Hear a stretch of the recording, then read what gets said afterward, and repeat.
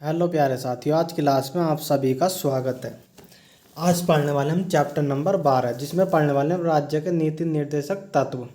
तो बने रहिए वीडियो के एंड तक। चलिए वीडियो को शुरू करते हैं। उससे पहले आप सभी वीडियो को लाइक कर दीजिए।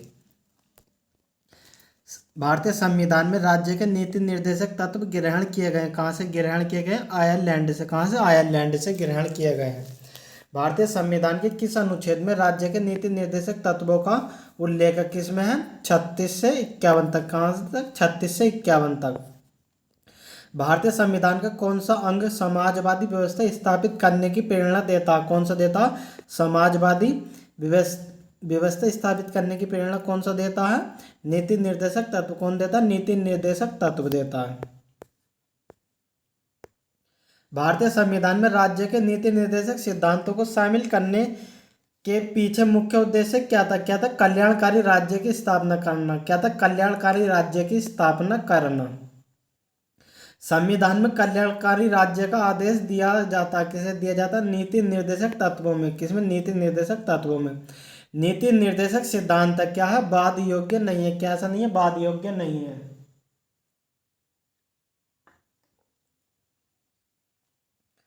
नीति निर्देशक तत्वों को कार्यान्वित करने के लिए क्या मूल अधिकारों का हनन हो सकता है? कुछ का। किसका हो सकता? कुछ का हो सकता, सभी का नहीं। भारत के संविधान में अंतर्राष्ट्रीय सुरक्षा को प्रोत्साहन देना सन्निहित है राज्य के नीति निर्देशक तत्वों में। कहाँ? राज्य के नीति निर्देशक तत्वों में।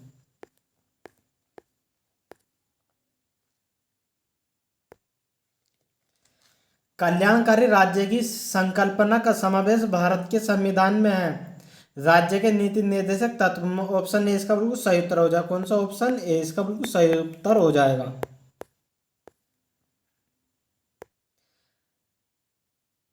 संविधान का कौन सा भाग कल्याणकारी राज्य का आदर्श घोषित करता? क्या आदर्श घोषित करता? कौन सा? राज्य के नीति निर्देशक तत्व। ऑप्शन डी इसका बिल्कुल सही उत्तर हो जाएगा। कौन सा? Option D.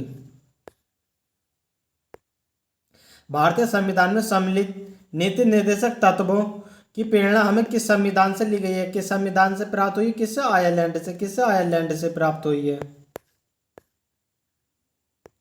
भारतीय संविधान में राज्य के नीति निर्देशक तत्व किस देश से संविधान से लिए गए? किस देश के संविधान से लिए गए नीति निर्देशक तत्व? आयरलैंड से। कहां से? आयरलैंड से।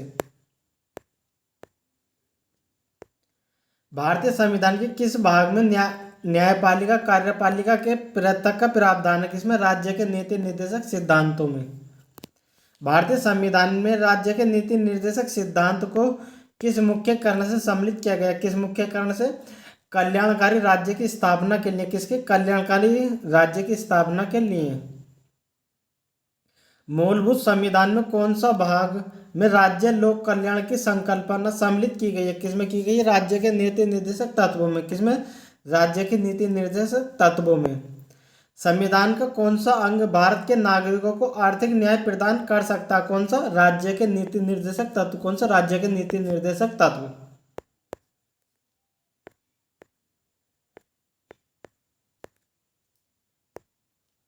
नीति निर्देशक सिद्धांत हैं, वाद योग्य नहीं है। कैसे वाद योग्य नहीं है?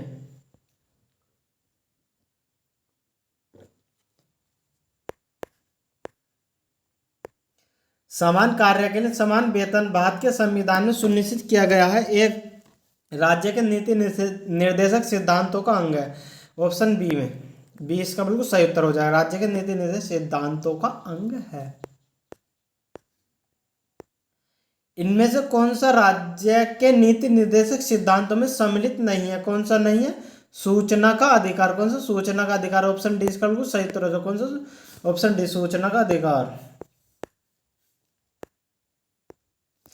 निम्नलिखित में से कौन सा नीति निर्देशक तत्व? कौन सा नीति निर्देशक तत्व? समान नागरिक संहिता। कौन सा? समान नागरिक संहिता। ऑप्शन ए इसका बिल्कुल सही उत्तर हो जाएगा।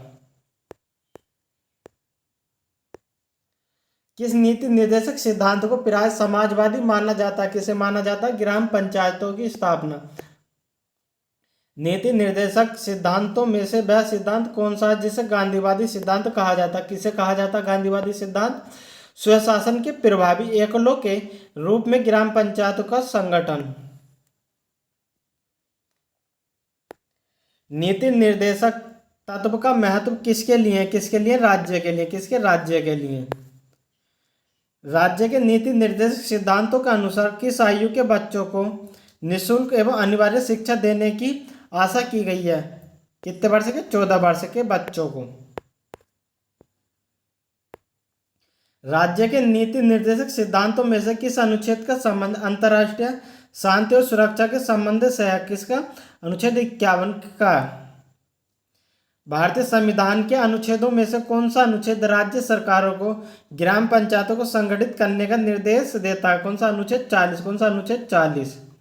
भारत के किस राज्य में समान नागरिक संहिता लागू है? किसमें? गोवा में। किसमें? गोवा में। ये एकमात्र राज्य है गोवा जिसमें समान नागरिक संहिता लागू है।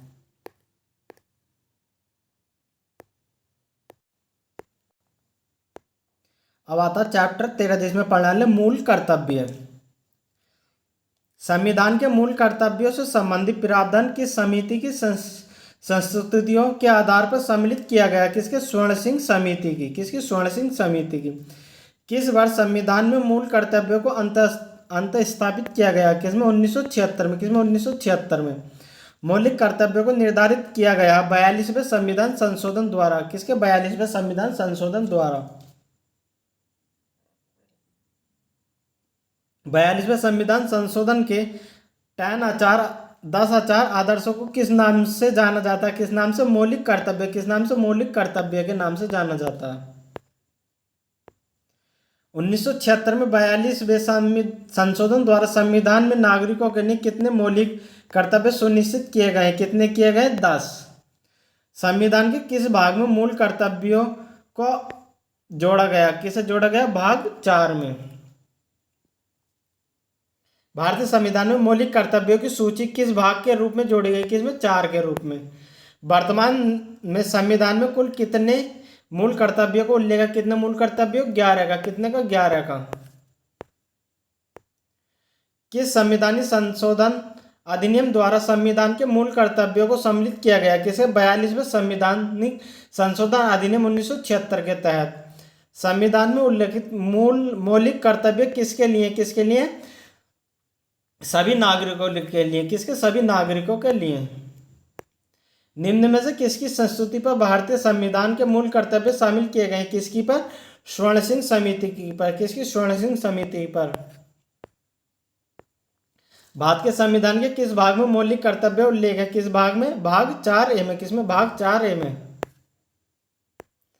किस संविधान संशोधन द्वारा भारतीय नागरिकों के लिए 10 मूल कर्तव्य संविधान जोड़े गए? किसमें? 42वें संविधान संशोधन द्वारा। किसके? 42वें संविधान संशोधन द्वारा।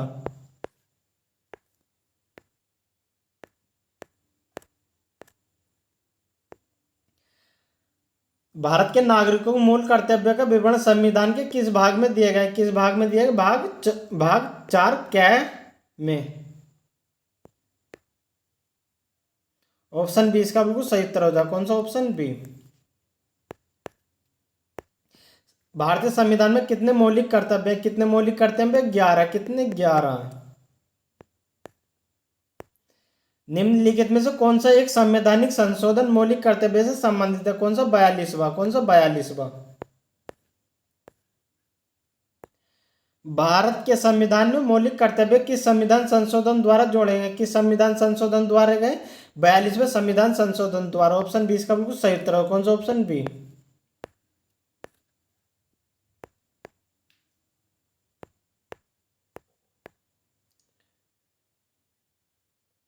मौलिक कर्तव्यों से संबंधित निम्न में से कौन सा कथन सही नहीं है? कौन सा? उन्हें परमादेश द्वारा प्रभावी बनाया जा सकता है। ऑप्शन ए इसका बिल्कुल सही उत्तर हो जाए। कौन सा? Option A.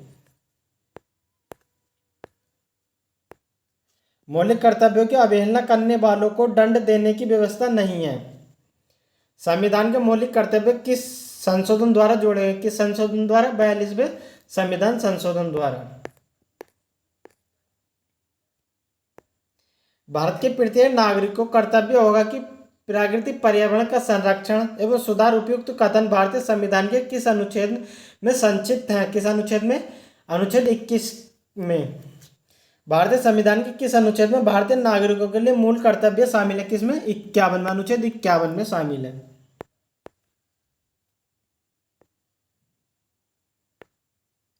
अब आता है चैप्टर 14, जिसमें पढ़ने वाले हैं भारतीय संसद। इसे हम अगली वीडियो में देखेंगे। अगर आपको वीडियो अच्छी लगी तो वीडियो को लाइक करो, चैनल पर नए हो तो चैनल को सब्सक्राइब करो। वीडियो में एंड तक बने रहने के लिए धन्यवाद।